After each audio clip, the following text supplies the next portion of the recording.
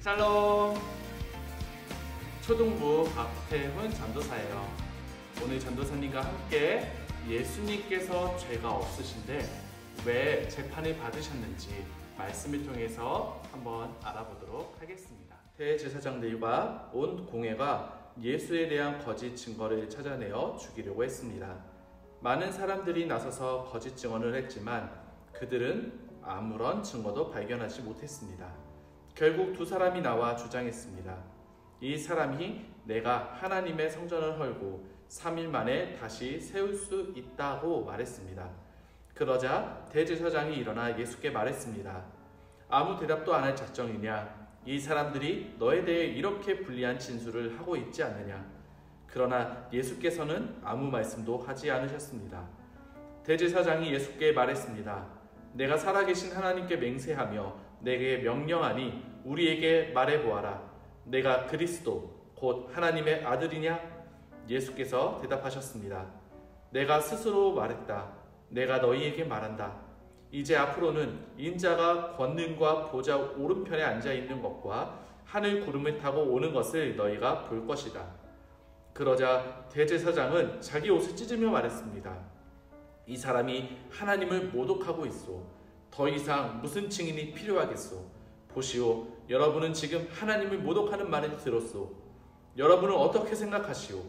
그들은 죽어 마땅합니다 라고 대답했습니다. 그러자 그들은 예수의 얼굴에 침을 뱉고 주먹으로 그를 때렸습니다. 또 어떤 사람들은 뺨을 때리면서 말했습니다. 그리스도야, 누가 너를 때렸는지 예언자처럼 말해보아라. 아멘. 예수님은 이제 사람들에게 붙잡혀 십자가에서 죽게 되실 것을 알고 계셨습니다. 그래서 예수님은 하나님 앞에 나아가 기도했어요.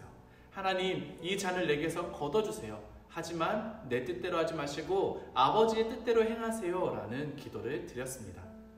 그 기도가 끝나자마자 가룟 유다가 사람들과 함께 왔는데 그 사람들의 손에는 무기가 들려 있었어요. 바로 가룟 유다와 함께 예수님을 체포하기, 잡아가기 위해서 온 것이었어요. 제자들은 이 순간 다 예수님을 떠나 도망갔지만 예수님은 도망가지 않으시고 그들에 의해서 순순히 붙잡혀 가셨습니다. 바로 대제사장과 공회원들이 기다리는 곳으로 가셨던 것이에요. 그곳에 도착하자 많은 사람들이 예수님께 거짓 증거들을 대면서 예수님에게 죄를, 누명을 뒤집어 쓰려고 많은 노력들을 하고 있었습니다. 하지만 그들의 모든 노력들은 다 예수님의 정직함 앞에 수포로 돌아가게 되었죠. 그러자 마지막으로 두 사람이 나타나 예수님에 대해서 이렇게 모함을 합니다. 이 사람이 내가 하나님의 성전을 허물고 3일 만에 다시 세우겠다라는 말을 들었습니다.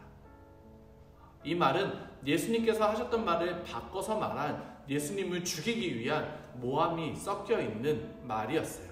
그런 거짓 증언이었어요.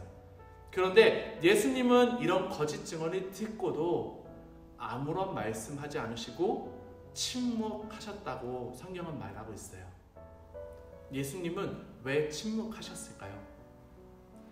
우리를 사랑하셔서 우리를 구원하시기 위해 아들 예수 그리스도를 우리를 위한 대속 제물로 십자가에 못 박혀 죽게 하시는 것이 하나님의 뜻이었기 때문에 그 뜻에 순종해서 예수님은 십자가에 달리시기 위해서 잠잠히 침묵하셨던 것이에요.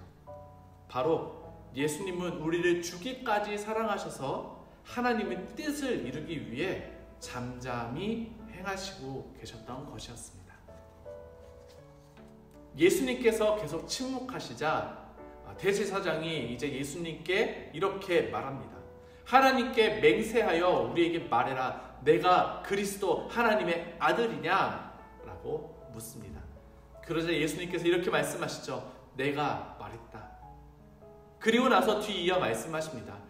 권능의 보좌 우편에 인자가 앉아있는 것을 볼 것이다. 그리고 하늘에서부터 구름을 타고 내려올 것을 보게 될 것이다 라고 말씀을 하셨어요. 그런데 이 말을 들은 대제사장이 어떻게 했나요? 옷을 찢으며 분노하며 말했습니다. 이 사람이 지금 하나님을 모욕하고 있습니다. 여러분들도 지금 이 모욕하는 소리를 들었습니다. 우리가 이 사람들에 대해서 어떻게 해야 되겠습니까? 라며 사람들을 선동하기 시작했습니다. 이렇게 선동하자 사람들의 대답은 무엇이었죠? 죽어 마땅합니다! 라는 사람들의 외침이 있었습니다. 그리고 그 외침 뒤에는 어떤 일이 있었나요? 우리가 말씀에서 읽은 대로 그러자 그들은 예수의 얼굴에 침을 뱉고 주먹으로 그를 때렸습니다. 또 어떤 사람들은 뺨을 때리면서 말했습니다. 그리스도야, 누가 너를 때렸는지 예언자처럼 말해 보아라. 대제사장의 선동에 사람들은 예수님에게 와서 침을 뱉고 예수님의 머리를 때리며 주먹으로 때리며 뺨을 때리며 조롱하기까지 했습니다. 그런데 예수님은 이렇게까지 거짓말로 자신들을 괴롭히고 이제는 죽이려고 때리고 폭력을 행하는 사람들에게도 자신의 능력을 보이지 않았어요. 예수님은 그들을 다 물리칠 수 있는 능력이 있는 하나님의 아들이셨지만 그렇게 하는 것이 지금 이 자리에 이 상황에서 빠져나오는 것이 하나님의 뜻이 아니었기 때문에 예수님은 묵묵히 참으시고 계셨어요. 왜요? 우리를 향한 하나님의 그 구원의 계획을 완성하시기 위해서 예수님은 끝까지 침묵하시면서 우리에게 대한 사랑의 계획을 완성하시고 계셨던 거예요. 그렇다면 여러분은 또 우리 모두는 이렇게 귀한 십자가의 복음을 어떻게 여겨야 할까요? 교회로부터 몸이 멀어지니 우리의 마음도 예수님으로부터 점점 멀어지게 되는 것 같아요. 그리고 우리의 예배의 모습도 점점 하나님 보시기에 좋지 않은 모습이 되어가는 것 같아요. 코로나 바이러스로 인해 교회로부터 점점 멀어져 가고 있는 지금 우리는 교회로 와서 함께 예배하며 격려하며 주님께서 주신 그 복음의 말씀, 그 믿음을 지켜나가는데 힘써야 한다고 전도사님은 생각해요.